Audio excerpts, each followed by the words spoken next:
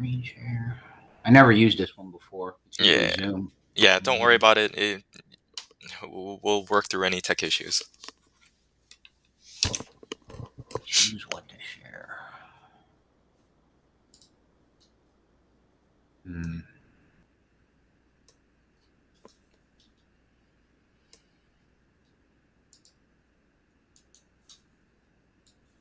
I'm just figuring out where to pull my PowerPoint in through. Can you help me with that? So if you just share your screen I and then did. just open up, I don't see it quite yet. So if you click on the share screen, um, you'll see a little pop-up that asks you which screen you would like to share. There we go. I got it. Okay. I had to like look. Can you see that? It's coming up. Perfect. Yeah. Okay. All right. Do you want me to just get started? Where are we at? Yeah, whenever you're ready, and then we'll try to limit it to like maybe 15 or 20 minutes. So I'm not expecting you to be able to finish all of this. So just as far as you get. Yeah, I cut it down a little bit. This lesson normally, Mhm. like, I don't know which. Do you guys use a textbook at all for this, or? Um, not so much. We rely on lesson lecture slides mostly, but then we do give the students reference. So I think we use Okay. a Krugman book. Yeah, so did I, and I like their module book. Is that Hmm. the one you use? I think it's what was it called, like economics for AP or something like that. Yeah, yeah. It's. I'll tell you what. I've used that since 2010. That's Hmm. an excellent book. Oh, Yeah, I yeah. love it. And they redid it, Hmm. but I think they might have just changed the order of pages, other than one or two things. It's not Sounds even about worth the right. purchase, but yeah, I mean, you got to respect that. But it's a really strong book for what. So I did a module a day is how, and it panned out perfectly. If you Okay. we had daily 50-minute sessions, so Hmm. that was a great win. Oh, perfect. All right, so this lesson right here ends up going from a single price monopoly right into that whole quantity effect and total revenue test and all that. And I cut it before that. I really, with 15 minutes, I thought it was good to go through the graph analysis and do a check your understanding. So let me show you what I've got. Okay. Are you ready? Yes. Okay. All right. So assuming that you're my student, so welcome. And today we're going to be talking about monopolies. So there are basically three types here: single price, which is what we're going to be studying. It's a Mhm. non-price discriminating monopoly. Then we have a natural monopoly and a price discriminating one, which is really where they just choose any price on the demand curve, like a first class seat, second class seat. So that's just a general overview. Coming in here, single price monopoly. It charges a single price. Price and quantity are going to be determined where MC Kai, equals just MR. one thing. Go ahead. It's not scrolling on my side. It may be Okay. because you opened up the presenter view. So Oh, you might be flipping through it on your side, but I'm looking at what view is this? I see all the previews to the left and all that kind of stuff. So instead of showing the slideshow presentation, you might just want to go through the slides as it is right now. can you see if I move it like this? Yes, yes. Oh, okay. Yeah, that's fine then. Oh, yeah. All right, so second slide. So we have here single price monopoly, which is what we're going to be dissecting in a graph in a second. Hmm. The question really that emerges, from the AP standpoint, I always teach this from AP questions. Okay, so just FYI, I use AP style multiple choice, and mostly they're FRQs because if they can do those, they can do the multiple choice. Hmm. Is my thinking. So what I want them to understand, or you, if you're the student, is how the steps are to show why a monopoly is different from perfect competition and Hmm. specifically a single price monopoly. Hmm. And here's how we go about doing this. So, assumably, like you said, you know how to graph all this, and here's the analysis. So, we start on a graph like this by drawing our demand line, okay, 45 degrees, and there is a separation where marginal revenue starts to, like a wedge, get further and further away from that demand line Hmm. because it's not the same price. The market price is not the demand line the way it is in perfect competition. Hmm. So Hmm. what we get here is that A is our starting spot. MC equals MR. Okay, and I'm just going to write on this. So MC Hmm. equals MR. Okay. And that's where we start right here. And the way I teach this is I start here and then I drive it up until it hits the demand line. That Mm-hmm. creates point B, and that sets the coordinates of the monopoly's price, and then coming straight down, the monopoly's quantities. So that puts now into lock mode where this price is. And it is obviously going to be higher than where a perfectly competitive, or I use the term socially optimal position is, which is point D. So Why is why it is it that higher? the monopoly charges at point B instead of at point A? I thought MR is equal to MC is where we should always be looking. That's the point of optimal production. But we're going to be able to charge a higher price Oh, because we are producing less than that quantity. okay. Is that fair? Okay. Does that make sense? Mm-hmm. Mm-hmm. Okay, so we now charge this higher price, have a lower quantity, and based on what it would originally be if it was, just a perfectly competitive market, we're going to have some loss in, deadweight loss kind of scenario. We're going to show some sort of loss in consumer access to goods, if you will. Okay. And what's left on the analysis here is what does B, D, and E represent. So first of all, we have our demand curve. We have a downward sloping at a steeper slope marginal revenue. I like to drive it through the x-axis because there's going to be a point. Like when I do this underneath it, it's Mm-hmm. going to look like this, where we have that position, and then underneath this is where I show that total revenue curve. Okay, but we're not going to do that today, but that's Mm-hmm. how it normally lines up. And we're going to add into this our marginal cost curve, right? That's already in place. And now we just need to add the ATC, which is in a profit position. So our minimum ATC point would be here, and I didn't label that, but I do tell the kids that this is our break-even point at that price. But a monopoly is already in charge, so it's kind of a moot point. But we have now ATC at this quantity, which is its place where it produces. Mm-hmm. Point C is what sets up that minimum position for the ATC to create what the basis for their profit line is. So now PM to B, C to ATCM, that Mm-hmm. area is the profit amount. And if we were to insert numbers, you could figure out what that is. So that now is the profit. This down here is the cost. And if they ever had a problem, this is as Mm-hmm. low as they could go before they'd have to shut down. I don't quite remember why that would be the profit box. Okay.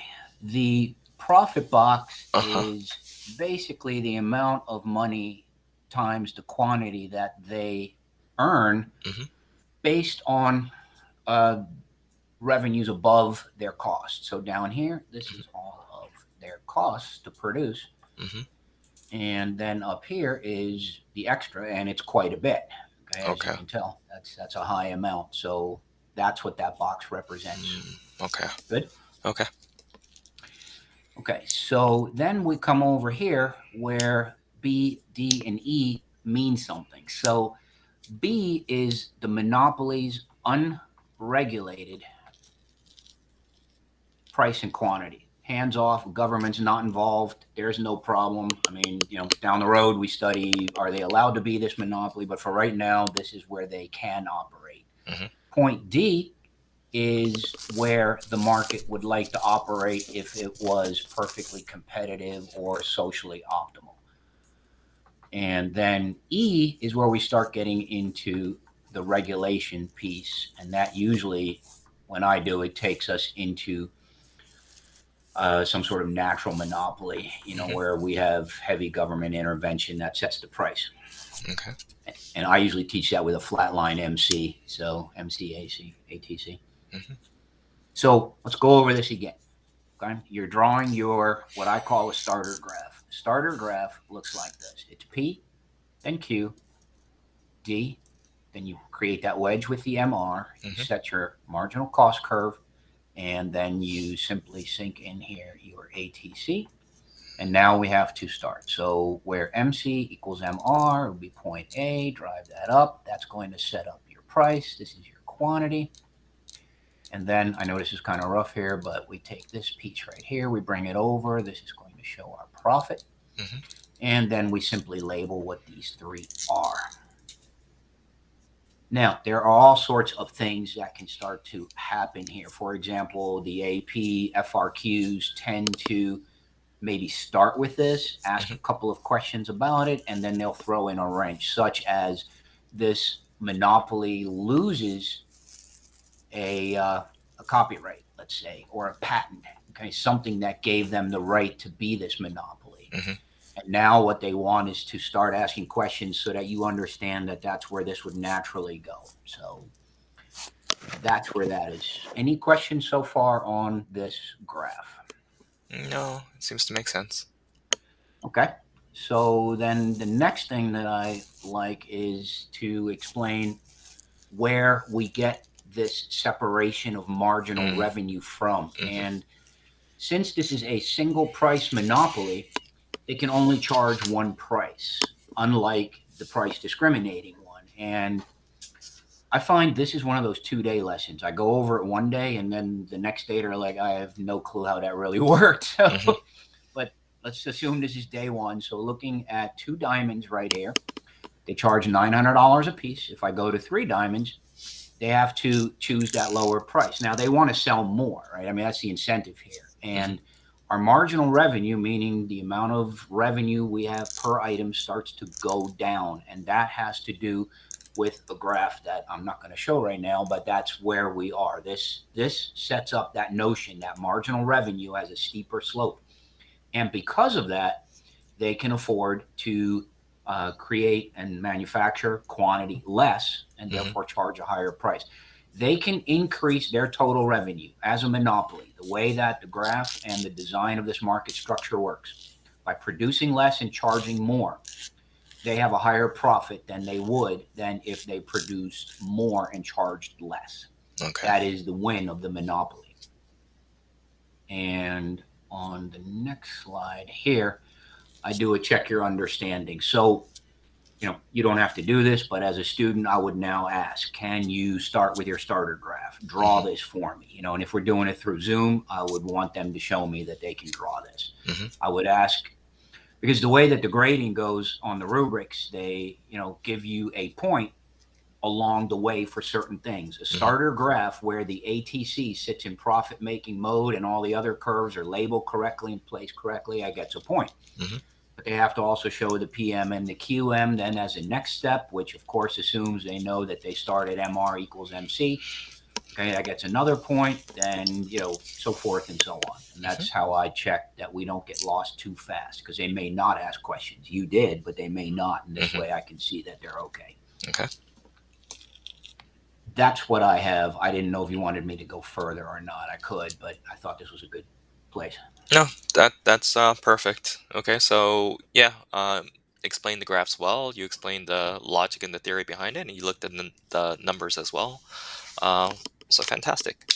Um, Students will struggle with this. They always struggle with this. Yes, they do. Yeah, monopolies are tough for them. So yeah, they don't quite get that. The MR kind of splits off from the demand curve. It takes a little bit of time, but it eventually does click for them. So yeah. Mm-hmm. All right. Okay, so yeah, it looks like you're very comfortable in the classroom, even in an online environment. So I think we're all good there.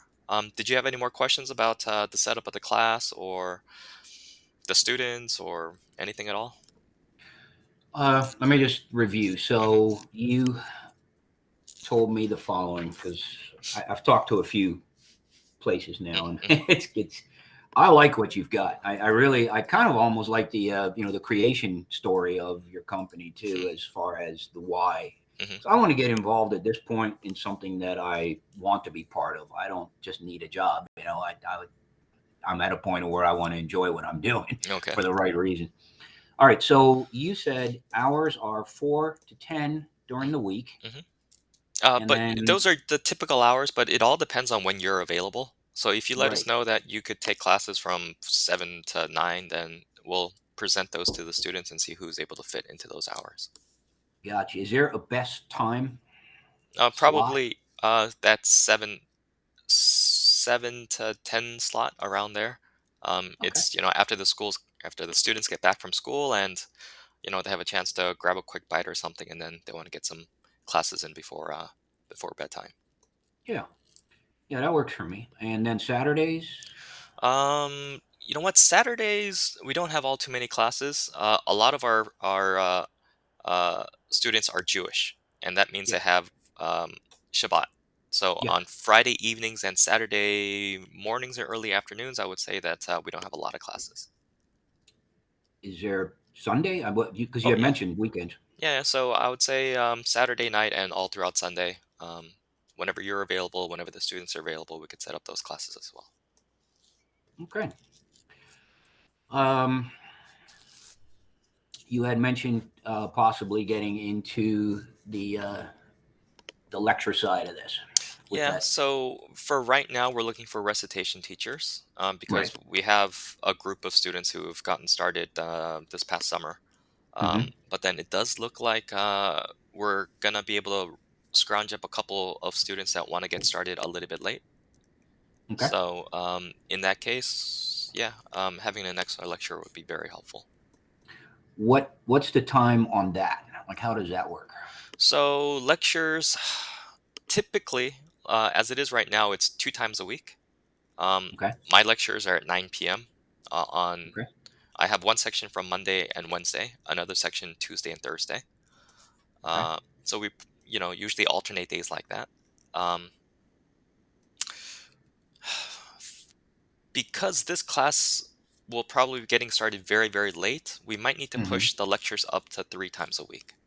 So Okay. maybe something like Monday, Tuesday, Thursday, something like that. Monday, Tuesday, Thursday. Okay.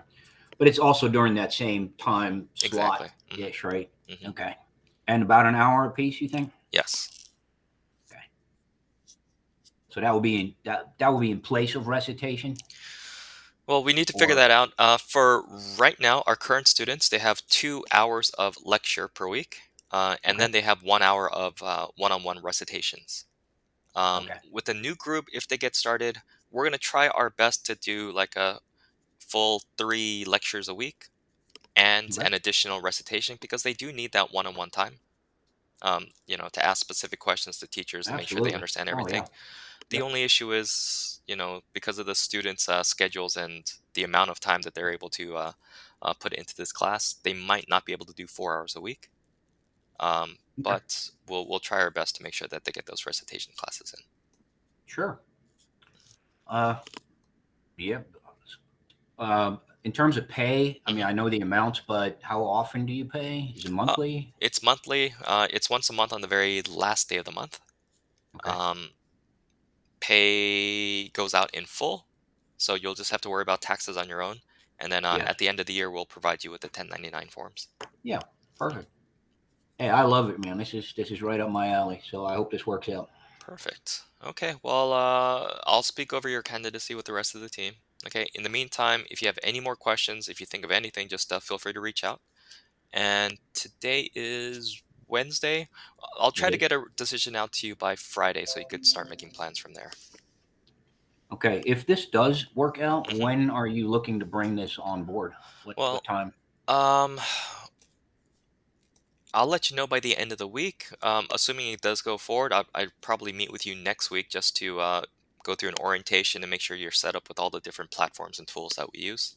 Mm. And then Yeah, maybe, give me a second on that. What does the platform world look like? Where you use, is it Zoom? Do you use this? uh, Where are you?